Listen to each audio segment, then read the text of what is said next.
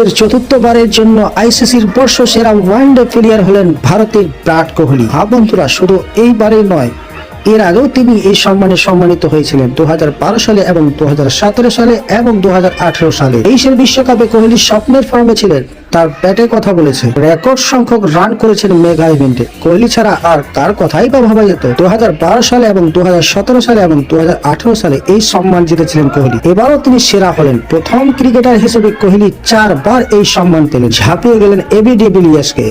দক্ষিণ আফ্রিকার প্রাক্তন এই ক্রিকেটার আগে 3 বার এই সম্মান পেয়েছিলেন। 23-এ কোহলি 36টি আন্তর্জাতিক ইনিংসে 2048 রান করেছেন। বিশ্বকাপে কোহলি ছিলেন ভারতের রান মেশিন। ফাইনালে অস্ট্রেলিয়ার কাছে হেরে গিয়েও ভারতের স্বপ্ন ভঙ্গ হলো বিরাট কোহলি টুর্নামেন্টের সেরা ক্রিকেটার হন। সেরা লড়াই কোহলি হারান সতীর্থ সুমান গিল মোহাম্মদ শামিকেও, দৌড়েছিলেন নিউজিল্যান্ডের ডেল মিচেল, কিন্তু কোহলি ঝাঁপিয়ে গেলেন সবাইকে। বিশ্বকাপে মোহাম্মদ শামি বল হাতে আগুন জ্বালান, 24টি উইকেট দখল করেন শামি, কিন্তু ব্যাট হাতে কোহলি যখনই নেমেছেন তখনই তিনি ম্যাচ নিয়ন্ত্রণ করে। তাকে ঘিরে স্বপ্ন দেখছে গোটা দেশ।